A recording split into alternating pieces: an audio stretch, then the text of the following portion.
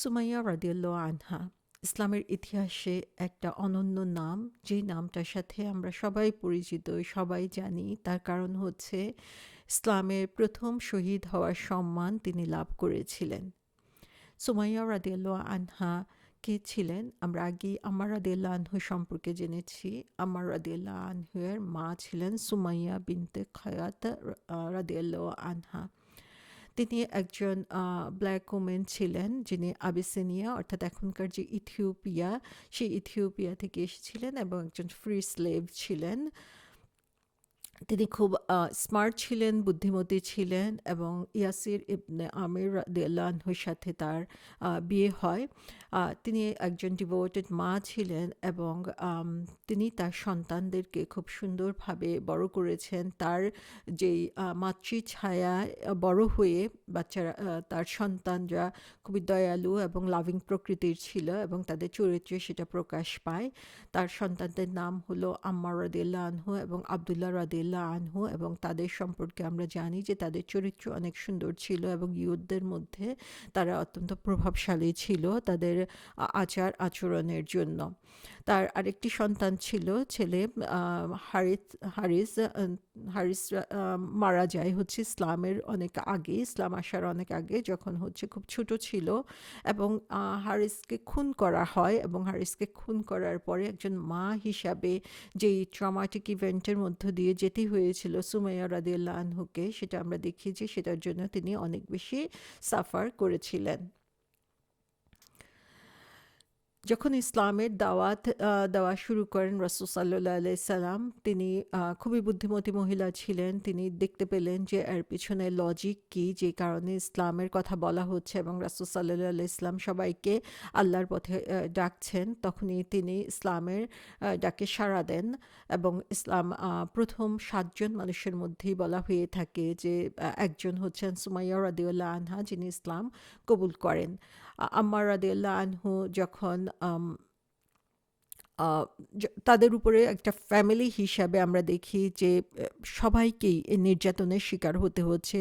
বাবা, মা, সন্তান সবার উপরেই আবু জাহাল যে নির্যাতনে স্টিম রোলার চালু করেন, সেটার কারণে আম্মার রাদিয়াল্লাহু আনহু তার কাছে ছুটে যান এবং আম্মার রাদিয়াল্লাহু আনহু তার কাছে যেয়ে কাঁদতে কাঁদতে বলতে থাকেন যে কেন তাদেরকে এত কষ্টের মধ্য দিয়ে যেতে হচ্ছে। তখন রাসূল সাল্লাল্লাহু আলাইহি ওয়াসাল্লাম তার উত্তরে বলেন যে ধৈর্য ধরো ইয়াসিরের ফ্যামিলি, কারণ তোমাদের ফাইনাল ডেস্টিনেশন হচ্ছে জান্নাত। সুবহানাল্লাহ, এই দুনিয়াতে থেকেই তারা জান্নাতের সুসংবাদ পেয়েছে, যদিও সেজন্য তাদেরকে অনেক কষ্ট করতে হয়েছে, অনেক ত্যাগ স্বীকার করতে হয়েছে এবং সর্বোচ্চ ত্যাগ স্বীকার তারা করেছেন ইসলামের জন্য। এবং রাসূল সাল্লাল্লাহু আলাইহি ইসলামের এই সান্ত্বনা দেওয়ার পরে তারা ধৈর্য ধারণ করেছেন। আবু জাহাল তাদের প্রত্যেকের উপরে এমন নির্যাতন করেছে দিনের পরে দিন, তারপরেও তারা ইসলামের পথ থেকে দূরে সরে আসেন নাই। সুমাইয়া রাদিয়াল্লাহু আনহা একজন মহিলা হওয়া সত্ত্বেও, বয়স্ক মহিলা হওয়া সত্ত্বেও এবং তিনি ছিলেন ৩ বাচ্চার মা, আমরা বুঝতেই পারি যে তার তখনকার অবস্থা এবং তার বয়স সমস্ত কিছু চিন্তা করে আবু জাহাল তাকেও ছাড় দেয় নাই। তার উপরেও সে টর্চার করতে থাকে, তাকে বিভিন্নভাবে থ্রেট দিতে থাকে, শাস্তি দিতে থাকে, বিভিন্ন পুরস্কারের লোভ দেখাতে থাকে যেন ইসলাম থেকে তাকে দূরে সরিয়ে আনা যায়।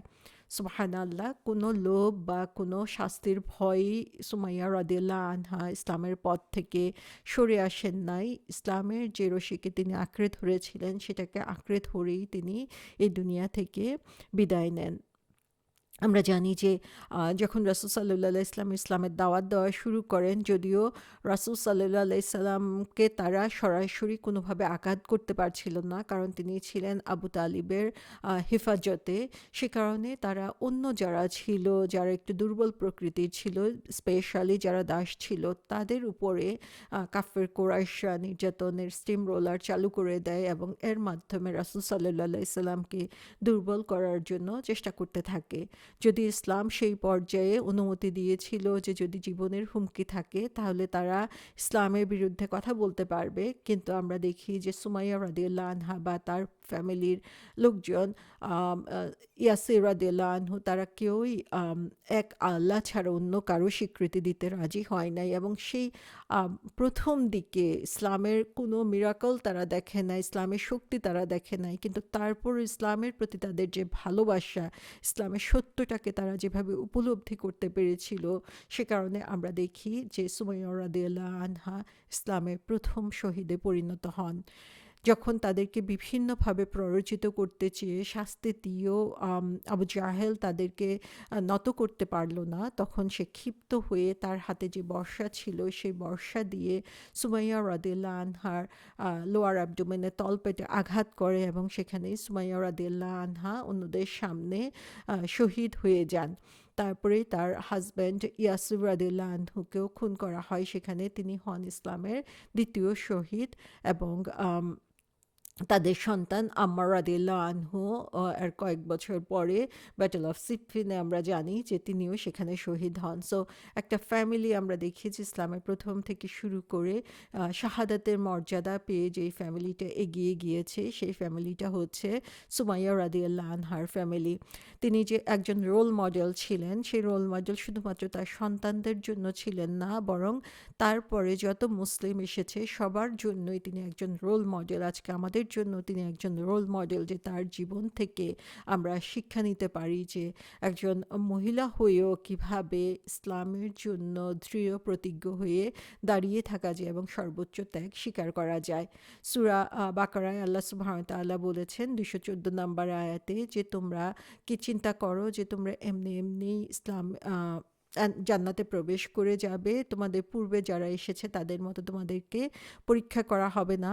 তাদেরকে পরীক্ষা করা হয়েছিল কষ্ট এবং বিভিন্ন ধরনের অ্যাডভার্সিটি দিয়ে, এবং তারা হচ্ছে নড়ে উঠেছিল, তাদের ভিত কেঁপে উঠেছিল, কিন্তু তারপরেও তারা ইসলাম থেকে দূরে সরে যায় নাই।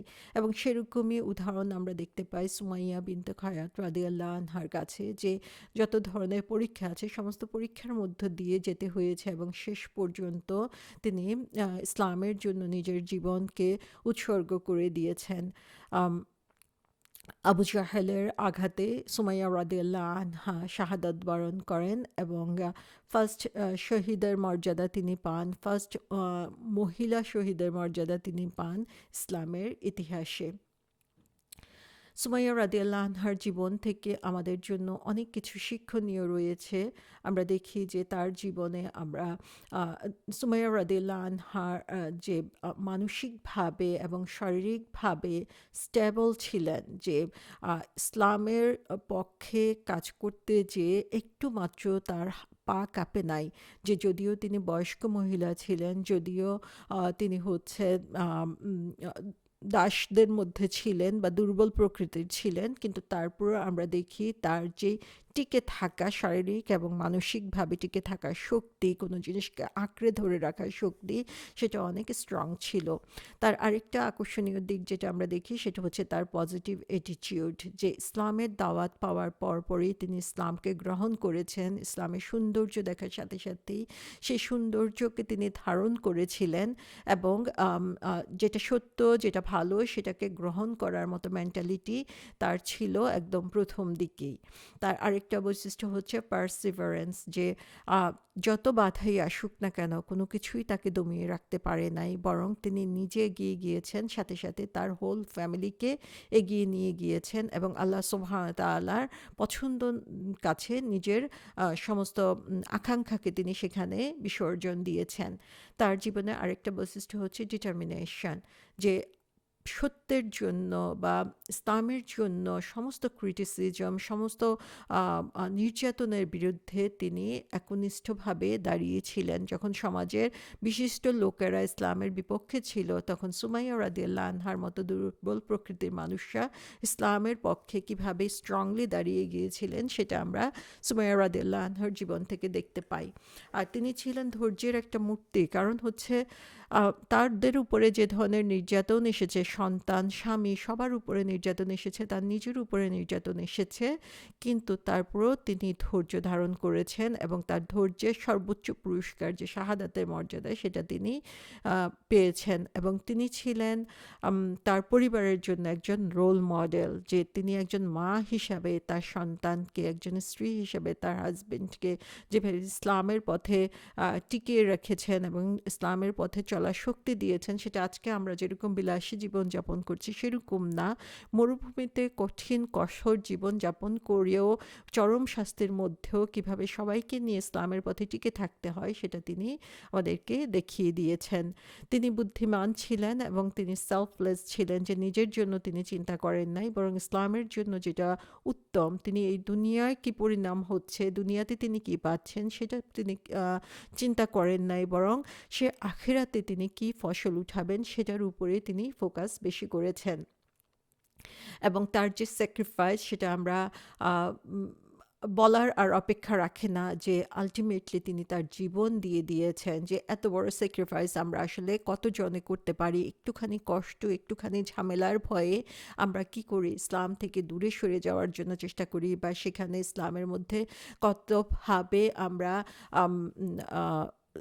সে কাজ থেকে নিজেকে দূরে সরিয়ে রেখে নিজেরা ইসলামের পথে টিকিয়ে থাকতে পারি সেটার জন্য আমরা চেষ্টা করি।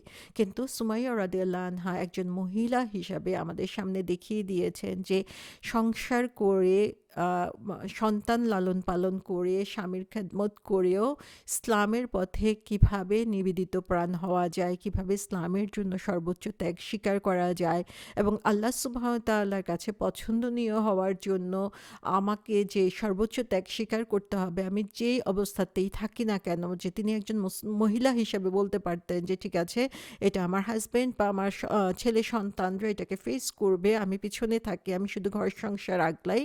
বরং সেটা না, বরং তিনি নিজে অগ্রণী ভূমিকা পালন করেছেন, কারণ তিনি আল্লাহর সাথে যে বিজনেসটা করেছেন, এখানে আমরা দেখি যে তিনি তার নিজের জীবন দিয়ে জান্নাতকে খরিদ করে নিয়েছেন।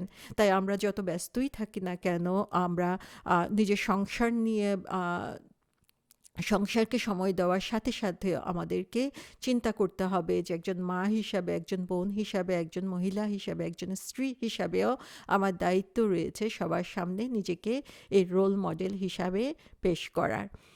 সুমাইয়া রাদিয়াল্লাহু আনহার সাথে সাথে আমরা ইয়াসির রাদিয়াল্লাহু আনহু সম্পর্কেও জানি, যে সুমাইয়া রাদিয়াল্লাহু আনহা ছিলেন প্রথম শহীদ ইসলামের, আর ইয়াসির রাদিয়াল্লাহু আনহা ছিলেন দ্বিতীয় শহীদ। অর্থাৎ পুরুষদের মহিলাদের মধ্য থেকে সুমাইয়া রাদিয়াল্লাহু আনহা যেমন এগিয়েছিলেন, তেমনিভাবে ইয়াসির রাদিয়াল্লাহু আনহু এগিয়েছিলেন পুরুষদের মধ্য থেকে। সো একজন পুরুষ হিসাবে, একজন বাবা হিসাবে ইসলামের জন্য কিভাবে কাজ করতে হয়, ইসলামের জন্য কিভাবে সর্বোচ্চ ত্যাগ স্বীকার করতে হয়, কিভাবে নিজেকে রোল মডেল হিসাবে পেশ করতে হয়, সেটা আমরা দেখতে পাই ইয়াসির রাদিয়াল্লাহু আনহুর জীবন থেকে। তো এই আম্মার রাদিয়াল্লাহু আনহু, সুমাইয়া রাদিয়াল্লাহু আনহু এবং ইয়াসির রাদিয়াল্লাহু আনহু, এই তিনজনের জীবন ইতিহাস থেকে আমরা যে জিনিসটা দেখতে পাচ্ছি যে সুবহানাল্লাহ, অ্যাজ এ ফ্যামিলি তারা কিভাবে ইসলামের জন্য কাজ করেছে, ইসলামের জন্য স্যাক্রিফাইস করেছে, ইসলামের আলোকে নিজেদেরকে আলোকিত করেছে। তাই একজন আমরা এগিয়ে যাব, বাকিরা চুপ করে বসে থাকবো, এটা কিন্তু ইসলাম বলে না, বরং ইসলাম বলে অ্যাজ এ ফ্যামিলি আমরা সবাই যাতে একসাথে ইসলামের সৌন্দর্যে নিজেদেরকে সৌন্দর্যমণ্ডিত করতে পারি, সেজন্য আমাদেরকে চেষ্টা করতে হবে।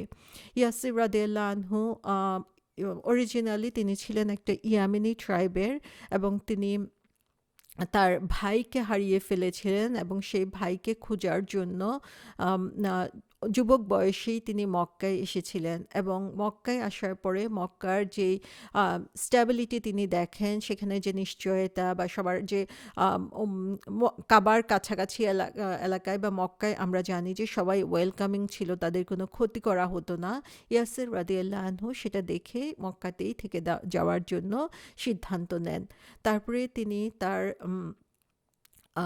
যেই গোত্র ছিল, যে গোত্রের আন্ডারে তিনি ছিলেন, আবু জাহেলের বনু মাকজুম গোত্র, সেই মাকজুম গোত্রের আন্ডারে তিনি আসেন, এবং এই অ্যালায়েন্স গঠন করার ফলে ইয়াসির রাদিয়াল্লাহু আনহুর একটা বন্ধন তৈরি হয় এবং একটা তাদের সাথে একটা চুক্তিতে তিনি আসেন এবং ট্রাইবাল প্রোটেকশন সেখানে তিনি পান। ইয়াসির রাদিয়াল্লাহু আনহু সুমাইয়া রাদিয়াল্লাহু আনহুকে বিয়ে করেন এবং সুমাইয়া রাদিয়াল্লাহু আনহু একজন দাস ছিলেন এবং ইয়াসির রাদিয়াল্লাহু আনহু মক্কায় থাকার ব্যাপারে কখনো অনুতপ্ত হন নাই, বরং সেখানে তিনি যেই জীবন পেয়েছিলেন সেটাতে তিনি খুশি ছিলেন, যদিও প্রথম থেকে শেষ পর্যন্ত তিনি আইডোলেট্রি বা মূর্তি পূজাকে তিনি ঘৃণা করতেন এবং সবসময় তিনি সত্যের সন্ধানী ছিলেন এবং সত্যকে খোঁজার জন্য তিনি আম, আহ, চেষ্টা করেছেন। এবং সেখান থেকে আমরা দেখি যে যখনই ইসলামের দাওয়াত আসলো, রাসূল সাল্লাল্লাহু আলাইহি ইসলাম প্রকাশ্যে ইসলামের দাওয়াত দেওয়া শুরু করলেন, তখনই হচ্ছে তিনি ইসলামকে কবুল করে নিলেন এবং আমরা জানি যে তার হোল ফ্যামিলি তখন ইসলামের পথে চলে আসে। আম, যখন তার হোল ফ্যামিলিকেই টর্চার করা হচ্ছিল, ইয়াসির রাদিয়াল্লাহু আনহু তার মধ্যে ছিলেন এবং সুমাইয়া রাদিয়াল্লাহু আনহাকে খুন করার পরেই আবু জাহেল ইয়াসির রাদিয়াল্লাহু আনহুর দিকে ফিরেন এবং তখন তাকে যে উত্তপ্ত মরুভূমির বালি সেখানে শুইয়ে রাখা হয়েছিল এবং সেখানে আবু জাহেল তাকে আগে থেকেই অনেক শাস্তি দিচ্ছিল এবং শেষ পর্যায়ে যেয়ে তার বুকের মধ্যে সে লাথি মারতে থাকে এবং লাথি মারতে মারতেই তাকে সেখানে খুন করে। তো এখানে আমরা দেখি যে ইসলামের সবচেয়ে প্রথম যে শহীদ তারা হচ্ছেন সুমাইয়া রাদিয়াল্লাহু আনহা এবং ইয়াসির রাদিয়াল্লাহু আনহা, এবং তারা ছিলেন স্বামী স্ত্রী এবং একটা ফ্যামিলির পক্ষ থেকে তারা নিজেদেরকে উৎসর্গ করেছিলেন ইসলামের পক্ষে। অ্যাজ এ ফ্যামিলি আমাদের সবারই আসলে চেষ্টা করা উচিত, চিন্তা করা উচিত কিভাবে আমরা আল্লাহ সুবহানাহু ওয়া তাআলার পছন্দের পথে নিজেদেরকে উৎসর্গ করতে পারি। দুনিয়ার যে লোভ লালসা সেগুলোর ঊর্ধ্বে উঠে আল্লাহ এবং তার রাসূলের সন্তুষ্টির জন্য নিজেদের জীবনকে কিভাবে বিলিয়ে দেওয়া যায়, সেটা আমরা ইয়াসির রাদিয়াল্লাহু আনহু, সুমাইয়া রাদিয়াল্লাহু আনহা এবং আম্মার রাদিয়াল্লাহু আনহুর জীবনী থেকে দেখতে পাই।